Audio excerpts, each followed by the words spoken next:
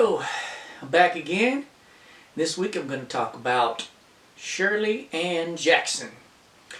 Shirley Ann Jackson was an exceptional lady. She was the first African American woman to receive a PhD from MIT. And what I find interesting about her is that she grew up in the era when man first walked on the moon. And she said that the moon landing inspired her generation to study math and science. And I feel much like she did that becoming inspired by something like space exploration and you know, when people can see these discoveries, whether they're exploring space or they're exploring the bottom of the ocean, which is what a lot of people bring up when I talk about this. Let's explore that too, man. All kinds of discoveries in robotics. You know, when people can get inspired by scientific discovery, that's what I'm after, man. That's what I want to see in our society, because it just makes society better. You know, we can solve so many problems in society through technology. We really can, man. We get, you know, we're coming out of a pandemic. Our economy is not that great with, you know, unemployment and things.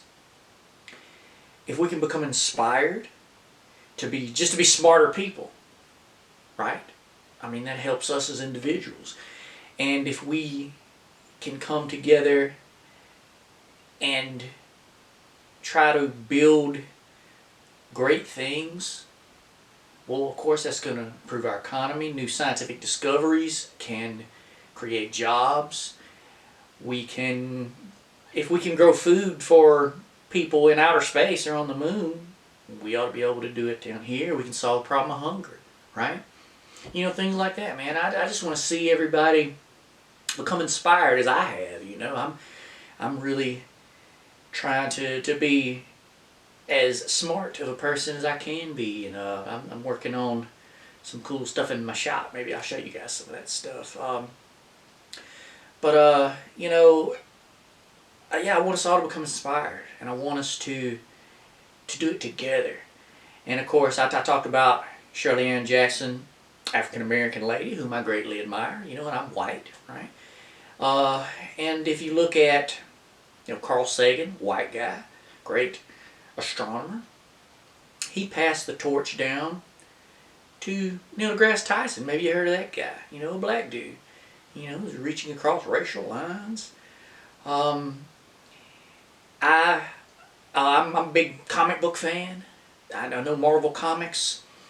And first, I'm going to say, you know, I like what Disney's done with Marvel Studios in wanting to inspire people with technology. I think that's the intention of a lot of those Marvel movies, man. Because I mean, it gets you excited. It makes you want to learn something, build something. You know, when you see Iron Man and Bruce Banner and all of them, you know, I want to be like those guys, right? And in the comics, the Tony Stark took on a black female protege, and she's Ironheart, you know.